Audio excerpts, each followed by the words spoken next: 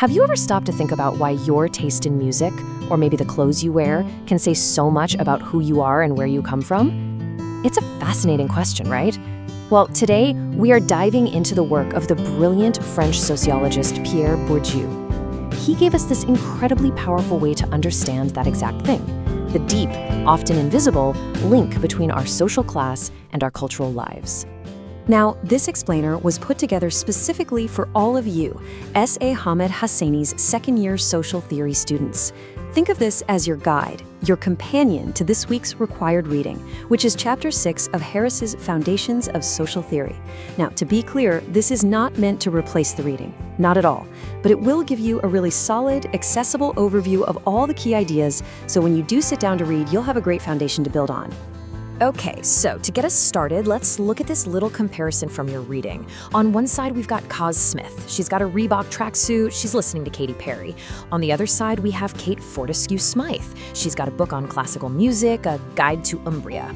Just from these tiny little clues, you can already start to build a picture, can't you? You can probably guess a lot about their lives, their friends, maybe even their futures. How on earth is that possible? Well, that's the exact puzzle Bourdieu spent his entire life trying to figure out. So here's our game plan. First, we're going to explore that connection between class, culture, and you, and meet the man behind the ideas. Then, we'll open up his conceptual toolkit. This is the really cool part. After that, we'll see how these tools reveal society's hidden rules. We'll touch on why he called sociology a combat sport. And finally, we'll get into some of the big criticisms of his work and its lasting impact. All right, first up, let's meet Pierre Bourdieu himself. Because to really get his theories, you have to understand that he wasn't just some academic in an ivory tower. No, he was obsessed with these questions about class and culture for one simple reason. He lived them. His own life is the key. Bourdieu's own journey is what shaped everything. Imagine this. You're a working-class kid from a small rural town, and you somehow make it into Paris's most elite, prestigious university. You're an outsider. And he realized super quickly that being smart wasn't enough. It was all about knowing the unspoken rules, the right way to talk, the right things to like. This experience, plus his later research in colonial Algeria, gave him this razor-sharp perspective on power and privilege.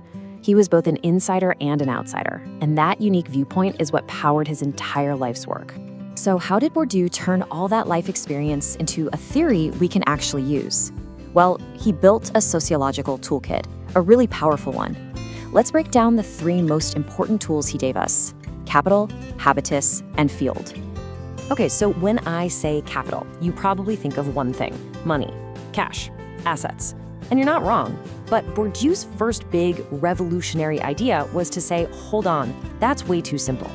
For him, capital is any resource you can use to get ahead in the big game of society. And he broke it down into four main types. First, you've got economic capital. Yep, that's your money and property. Then there's social capital. This is your network. It's not what you know, it's who you know, right? Then we have cultural capital. This is all about your knowledge, your tastes, your manners. And finally, symbolic capital. Think of this as your reputation, your prestige. The really crucial thing to get here is that these forms of capital are always in play, and you can often convert one into another.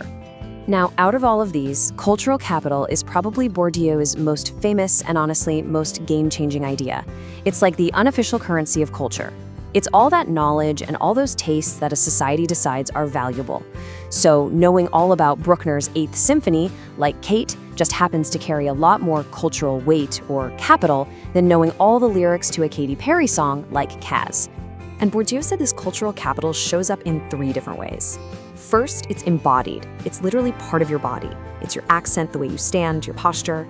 Second, it's objectified. It exists in actual things like Kate's book on Bruckner or her specific style of dress. And third, it's institutionalized. This is when it gets a formal stamp of approval, like a degree from a fancy university.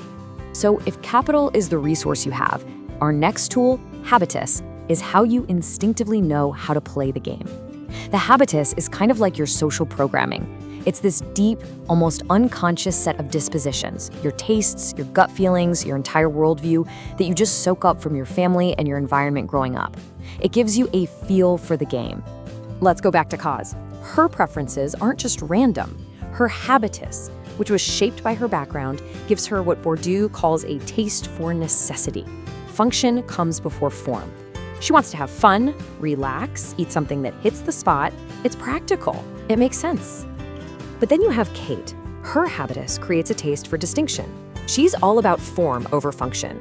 Now, this is really important. Her preference for opera or rare wines isn't her being a snob or faking it. To her, it feels completely natural, completely authentic. It's just an expression of a habitus that has been trained to value things that signal cultural sophistication.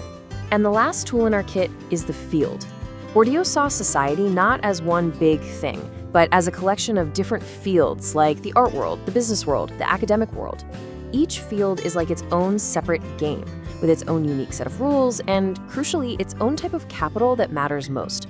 Piles of cash, economic capital, might make you a king in the business field, but it won't get you very far in the academic field. There, cultural capital, knowledge, publications is the main currency. Okay, so we've got our tools, capital, habitus, and field. Now let's put them all together and see how Bourdieu uses them to shine a light on the invisible structures that keep society unequal. He called this process social reproduction.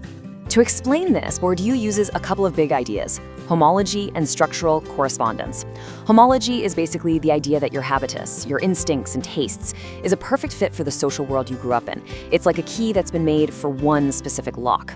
And structural correspondence pushes this idea even further. It suggests that the unspoken rules that benefit the elite are actually mirrored across all the different fields, from art to business to law. This creates this incredibly powerful, self-reinforcing system that makes it really, really hard for anyone to change their social position.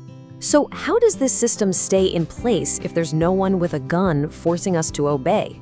Well, this is where Bourdieu's frankly chilling concept of symbolic violence comes in. It's the way that the dominant culture gets passed off as the only correct and natural culture. When someone corrects your grammar or gives you a funny look for wearing the wrong thing to an event, that's symbolic violence. It makes people feel like they don't belong, and this is the most important part. It actually leads them to accept their own lower position as being totally normal and justified. Now, for Bourdieu, it was never enough to just describe this system. He thought the entire point of doing sociology was to expose these hidden forms of power and violence. He famously called sociology a combat sport, a tool to be used in the fight for a more just world. Of course, no theory is perfect, and Bourdieu's work is no different. It has been massively influential, but it's also faced some really important challenges over the years. So let's take a look at a couple of the main critiques you're going to come across in your reading. So the first big critique comes from a Marxist perspective. For Marx, class is all about economics, pure and simple. It's about who owns the means of production and who has to sell their labor. The criticism here is that by focusing so much on culture and tastes and symbols, Bourdieu's work can sometimes distract us from what Marxists would say is the real fundamental root of inequality, the cold, hard economic exploitation at the very heart of capitalism. And that brings us to another really important question that more modern theorists have raised, a question that challenges the main focus of Bourdieu's entire framework. And that's the intersectionality critique. Critics here argue that you can't understand inequality by only looking at class. You have to look at how class intersects with race, with gender, with sexuality, and with other parts of our identity. For example, the experience of a working-class woman of color is going to be fundamentally different from that of a working-class white man. The argument is that by putting such a heavy emphasis on class, Bourdieu's original work just doesn't quite capture the full, complex picture of how these overlapping systems of oppression really work. And that leads us to one final, really provocative question. And this is one for you to keep in the back of your mind as you're doing your reading. With all this talk about habitus and social reproduction, does Bourdieu's theory kind of lock people into their social destiny? I mean, is it too deterministic? Or is there still room in his theory for people like Azu to resist, to challenge the system, and to actually change their own futures? So think of this explainer as your starting point, your launch pad. The whole idea was to give you the essential concepts and a clear framework to make sense of Bourdieu. But now it's over to you. Take this toolkit, dive into Chapter 6, and really analyze the text for yourselves. Your lecturer, Mr. Hosseini, is really looking forward to hearing your questions, your critiques, and all your ideas in your class discussions and on the online Padlet. Thanks for listening.